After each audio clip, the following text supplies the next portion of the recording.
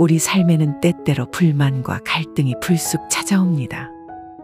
상사에게 눈치 보는 삶, 예기치 않은 실직 또는 경제 위기 같은 상황 속에서 우리는 어떻게 헤쳐나가야 할까요?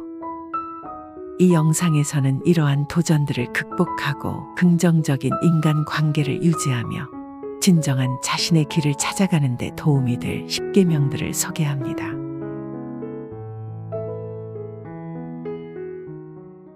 살아가며 우리는 가끔 의도치 않게 주변 사람들과 갈등을 겪고 상처를 주고받습니다. 이런 상황을 단순히 우연이나 어처구니 없는 일로 치부하며 자신을 위로해보지만 때로는 분노가 솟구쳐 올라 자제하기 어려울 때가 있습니다. 그럴 때는 상황을 다른 관점에서 바라보려는 시도가 필요합니다. 갈등의 원인이 반드시 상대방에게만 있는 것이 아니라 때로는 우리 자신에게도 있을 수 있기 때문입니다. 모든 관계에서 우리의 말과 행동은 우리의 성격을 반영하며 어떤 상황에서도 문제가 생기면 해결을 위해 노력해야 합니다. 이 과정은 상대방에 대한 존중에서 시작됩니다. 갈등을 해결하기 위한 10가지 조언. 첫 번째, 명령하는 듯한 말을 쓰지 말라. 목소리가 클수록 메아리도 크게 울려온다. 그것은 분란을 일으키는 불씨의 다름 아니다. 두 번째, 비판보다 칭찬거리를 먼저 찾으라. 칭찬에서 싫어할 사람은 없다. 비판을 해야 한다면 먼저 상대의 장점을 축혀준 다음에 하라. 세 번째, 상대에게 호의를 베푸는 연습을 시작하라. 작은 친절과 관심이라도 보여주어라. 그리고 내키지 않더라도 좋아하려고 노력하고 좋아지도록 연습해야 한다. 네 번째, 그의 반항을 존중하라. 사람은 시키는 대로 움직이는 로봇이 아니다. 반항이란 그가 존재 가치를 드러내고 싶다는 의도임을 알아야 한다. 다섯 번째, 싸우지 말라. 말이나 행동에 의한 적대 감정을 피하라. 무조건 윽박질러 놓으면 결과는 항상 손해다. 여섯 번째, 상대방이 틀렸다고 마구 꾸짖지 말라. 과정과 결과를 함께 되짚어보라. 그리하여 틀리고 나쁜 점을 명확하게 증명하여 마음으로 수긍하게 하라. 반드시 이점이 있다. 일곱 번째, 큰 소리가 노라는 뜻이 아님을 깨달으라. 상대방의 마음에 상처를 주면 대화는 주제를 벗어나 감정 싸움으로 치닫기 마련이다. 그리하여 자신이 처음 하고자 했던 말의 80%는 반항심과 함께 잊혀지고 만다. 여덟 번째, 당신이 지금 어떤 기분인지를 압니다라고 말하라. 상대를 배려하는 마음 씀씀이는 종종 기대하지도 않던 놀라운 효과를 발휘한다. 아홉 번째, 무엇인가 질문하고 그 이야기에 귀를 기울이라. 진지하게 말을 들어주는 사람을 싫어할 사람은 세상에 하나도 없다.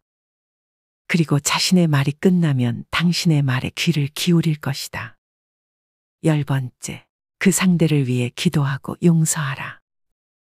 사랑으로 감싸는 자신의 모습을 마음속으로 그려라. 그의 삶도 나의 삶과 다를 것 없이 소중하다. 그리고 세상은 그와 함께 살아가는 공간임을 명심하라. 만해 스님의 말씀처럼 우리는 언제 어디서 다시 만날지 모르는 사람들과의 이별과 만남 속에서 살아갑니다. 그런데 만약 상사, 동료, 후배와의 관계에서 작은 불만이 생겼다면 이 작은 불씨가 언젠가 큰 불길로 번질 수 있습니다. 여기 그 불길을 사전에 예방하고 심지어는 불씨조차 생기지 않게 하는 방법을 소개합니다. 불만을 풀어주는 10가지 조언. 첫 번째, 불평이나 문제거리를 상대에게 즉시 말하라. 마음에 오래 품고 있으면 오히려 자신을 해칠 가능성이 커진다. 두 번째, 불만은 단둘이만 있을 때 말하라. 체면을 공개적으로 손상당해 좋은 사람은 없다. 당사자와 함께 해결하라. 세 번째, 불만을 말하기 전에 이전에 감사했던 것을 몇 가지 말하라. 불만이 있다면 반대로 만족도 있었을 것이다. 우리들은 오늘 하루만 살고 있는 것이 아니기 때문이다. 네 번째, 말할 때는 1인칭으로 말하라. 그를 탓하기보다는 나의 느낌을 말하라. 그리고 나의 판단이 옳은 것인가 잘못된 것인가를 냉정하게 판단해 줄 것을 요청하라. 다섯 번째, 마음에 꺼리는 것을 정확히 지적해서 말하라. 포괄적으로 대충 말하지 말고 불만스러웠던 그 지점을 정확하게 짚어 말하라. 그래야만 상대도 불만의 이유를 명확하게 파악하고 대답해 줄 것이다. 여섯 번째, 그 사람의 행동을 다른 사람의 결점과 덧붙여 말하지 말라. 한 사람의 행동은 그만의 것이다. 거기에는 분명 어떤 이유가 있다. 그것을 이미 증명된 다른 사람의 결점과 대비하여 이야기한다면 당신은 이미 잘못된 심판관이 된 것이다. 일곱 번째, 한 가지 불평만 털어놓으라. 한꺼번에 수많은 것을 말할 때 기분 상하지 않을 사람은 없다. 여덟 번째, 과거의 것은 말하지 말고 현재 문제만 이야기하라. 일사부재리의 원칙을 지키고 지금의 불만만을 토로하라. 아홉 번째, 해결할 수 있는 실제적인 방법을 화내지 말고 요구하지 않는 태도로 제시하라. 대안 없는 개선책이란 무의미하다. 근거와 방책을 세우고 난 다음 중용의 자세로 해결하도록 하라. 열 번째, 상대방의 견해와 감정을 꼭 듣도록 하라. 자신의 판단에 허점이 있을 수 있다는 점을 잊어선 안 된다. 그러므로 상대방의 견해를 무조건 부정적으로 단정하지 말라. 냉정하게 듣고 대처하는 지혜가 필요하다. 친구 없이 지내는 삶은 얼마나 쓸쓸할까요? 친구를 통해 우리는 세상의 다양한 즐거움을 함께 나누게 됩니다. 그렇지만 우정도 때로는 예측할 수 없는 변화를 겪습니다. 우리는 친구에게 기대하는 바가 너무 높아질 때가 있고 기대에 부응하지 못할 때 화를 내기도 하며 때로는 멀어졌다가 다시 가까워지기도 합니다. 하지만 우리 각자의 독립된 삶이 있듯이 친구에게도 자신만의 공간과 영역이 존재합니다. 이를 존중하고 신뢰를 바탕으로 나누는 우정은 참으로 소중하고 아름답습니다. 여기 친구를 대할 때 염두에 두어야 할 중요한 덕목 10가지를 소개합니다. 친구를 사귀는 덕목 10가지. 첫 번째, 편협된 사귐을 가져서는 안 된다. 친구는 다양하게 사귀어라. 취미가 다른 친구를 사귐으로 시야를 넓힐 수 있다. 두 번째, 친구를 독점하려고 하지 마라. 당신이 존경하고 사랑할 만한 친구라면 또 다른 친구에게도 자리를 비워줄 줄 아는 여유가 있어야 한다. 세 번째, 친구이므로 예의를 더욱 지켜라. 친구라 해서 가볍게 대한다면 그와의 거리는 점차 멀어질 수밖에 없다.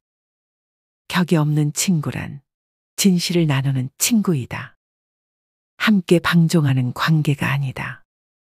네 번째, 그와의 비밀을 다른 사람에게 전해서는 안 된다. 친구의 제일 덕목은 믿음이다. 믿음이 사라진 관계는 이미 친구가 아니다.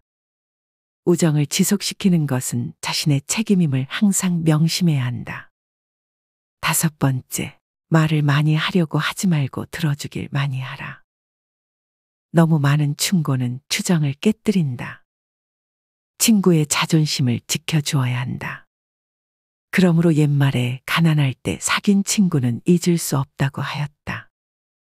여섯 번째, 완벽한 면만 보이려 하지 마라. 누구에게나 장단점이 있다. 또 미소를 띠게 할 만한 단점이 있는 친구는 친밀감을 느끼게 한다. 심각한 충고를 해주어야 할 정도가 아니라면 웃으면서 넘기는 여유도 필요하다. 일곱 번째, 쉽게 화내는 친구와 베풀 줄 모르는 친구를 주의하라. 이기적인 사람은 간혹 친구를 수단으로 이용하려 한다. 쉽게 화낸다는 것은 참을성이 없을 뿐만 아니라 친구를 전혀 존중하지 않는 것이다.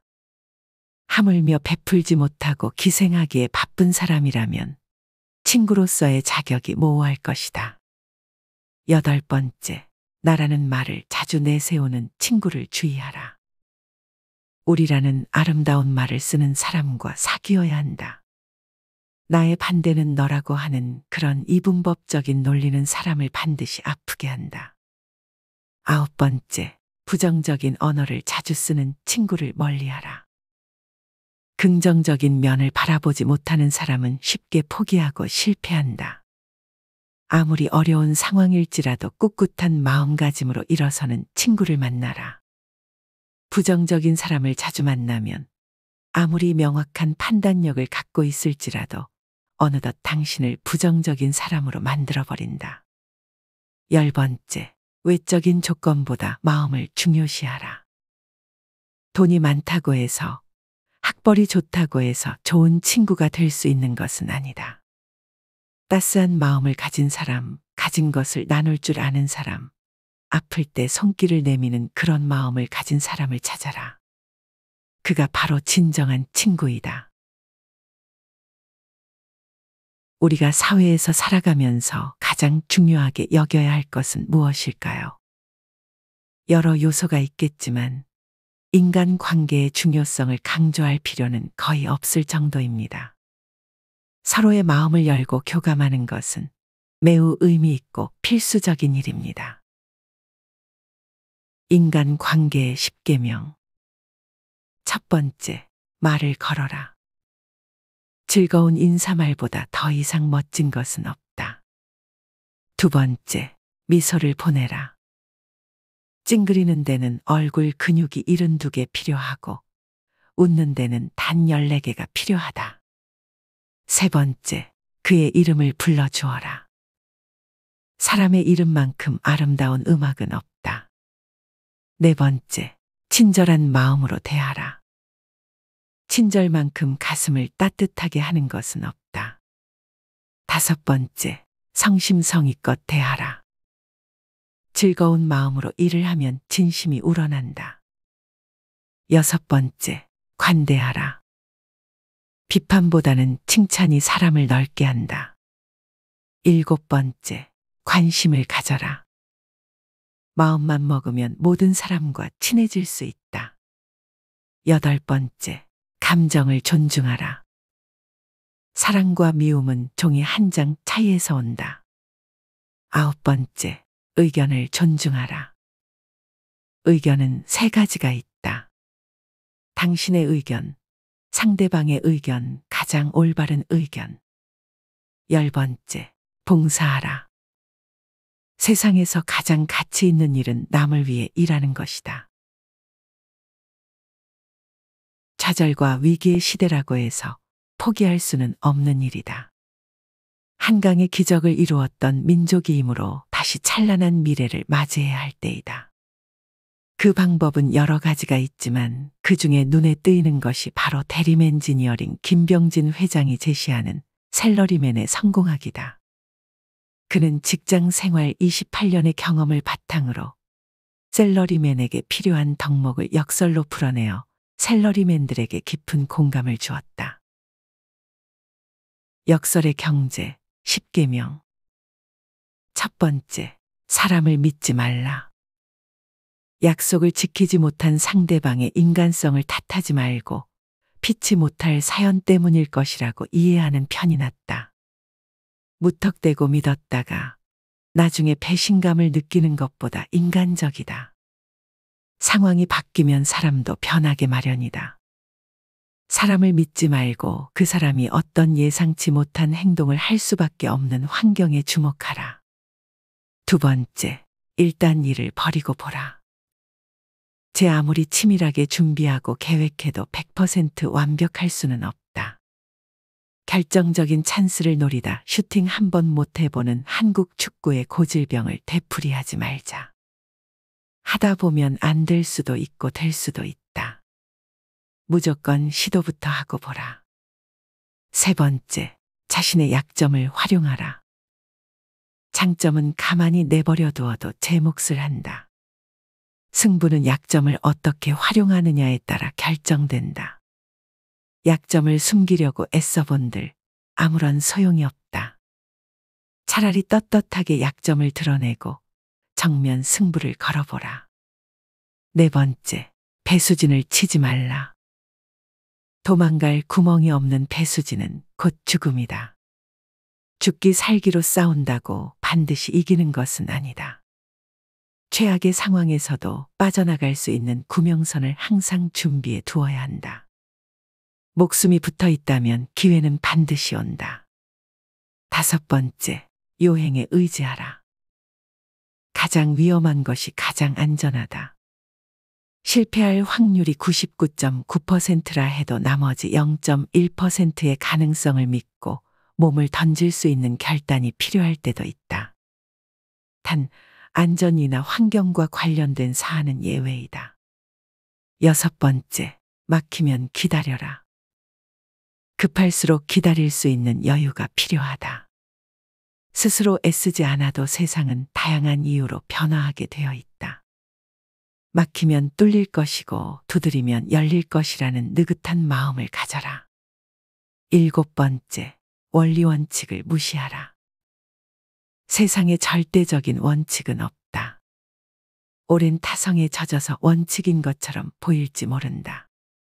하지만 깨지지 않는 원칙이라면 누구도 그 이상의 경지를 구경 못할 것이다. 여덟 번째, 일은 적당히 하라. 일은 적당히 하는 게 가장 좋다. 사회의 암울한 분위기에 짓눌려 무조건 최선을 다해 열심히 일하자는 식의 충동적인 분위기는 결코 바람직한 것이 아니다. 자신을 하나의 틀에 끼워 맞추려 애쓰기보다는 어떻게 하면 최대한의 능률을 발휘할 수 있을까를 고민해야 한다. 아홉 번째, 1등 하려고 애쓰지 말라. 1등이라는 자리는 올라가기보다 지키기가 더 힘들다. 1등이 되는 순간 더 이상 올라갈 데는 없고 떨어질 일만 남는다. 그러므로 현재 자신이 1등이든 꼴찌든 의식하지 말고 자기 할 일만 하라. 열 번째, 사장이 아니라 사장감이 되라. 사장이 10명인 회사는 당장 망할지 모르지만 사장감이 10명인 회사는 10배로 성장한다. 현재는 사장 자리가 무조건 보장되는 세상이 아니다. 오히려 사장감으로 평가받는다면 어느 곳에서도 능력을 발휘할 수 있다. 투자, 특히 부동산과 주식은 자산을 증가시키는 마법 같은 수단으로 여겨질 수 있으며 이는 사람들 사이의 경제적 격차를 더욱 확대시키는 경향이 있습니다. 해외의 투자자들이 계획적이고 합리적인 접근을 선호하는 반면 우리나라 투자자들은 단기적인 이득을 추구하는 경향이 문제가 되곤 합니다. 존 템플턴, 미국의 전설적인 펀드 매니저이자 템플턴 투신의 창립자는 주식 투자를 통한 학습의 중요성을 강조합니다. 여기 그의 주식 투자에 대한 핵심 원칙을 소개합니다. 템플턴 투신 회장의 주식 투자 10계명. 첫 번째, 비관론이 팽배해 있을 때 투자하라. 주변에 많은 사람들이 비관적인 전망을 내놓을 때가 주식 매수의 적기이다. 두 번째, 일반 대중을 따르지 말라. 다른 사람들과 같은 시기에 같은 종목을 사고 팔면 결과는 똑같다. 세 번째, 내재 가치를 보고 투자하라. 주가를 움직이는 근본 요소는 기업의 내재 가치이다. 결국 좋은 회사가 많은 이익을 낸다는 뜻이다. 네 번째, 달걀을 한 바구니에 담지 말라. 분산 투자해야 위험 요소를 줄일 수 있다. 다섯 번째, 실패를 통해 배워라. 실패가 무서워 투자를 하지 않는다면 그 자체가 가장 큰 실수이다. 여섯 번째, 마음을 열어두어라. 특정 주식이나 자기만의 종목 선정 방식을 고집하지 말라. 일곱 번째, 모든 것은 변한다. 잘 나가는 업종이나 종목도 언제든지 거꾸러질 수 있다는 사실을 잊어서는 안 된다. 8번째, 인기 없는 종목이 크게 남는다. 누구도 신경 쓰지 않는 종목에서도 잭팟이 터질 수 있다. 9번째, 실제 수익을 보고 투자하라. 세금과 물가 상승률을 감안하고도 이익을 올릴 수 있어야 한다. 10번째, 모든 것을 다 아는 사람은 없다. 전문가의 말을 전적으로 따르는 것은 바보 같은 짓이다. 투자의 결과는 전적으로 자신의 책임이기 때문이다.